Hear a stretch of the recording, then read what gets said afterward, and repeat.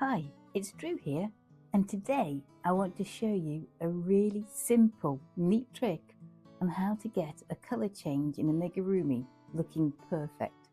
So it goes from having this jagged edge here to being quite straight. Now I did a video on this a couple of years ago, and it was quite an involved process, and the results weren't as good as this.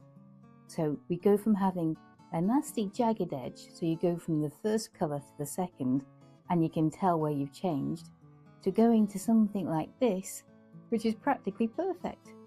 Huh, that sounds like Mary Poppins. All you have to do is go to the stitch before you finish that row. Excuse me. On the blue row, on the last stitch of the previous row, you go in like normal, like you would, and do half the stitch. You bring up one loop. You then get your new colour, which is here. Just lay it across the hook and bring that through. Right, so you've now effectively changed the colour, but it's not perfect. Right, pull in all the different loops. So now we've got the pink colour on our loop, on our hook rather, but we want to now make it a seamless change.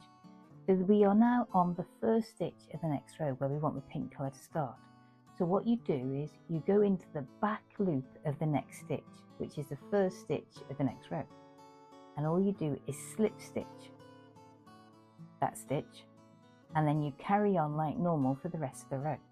So I'm just going to go in single crochet all the way around here, and I'll meet you back again when I finish the row.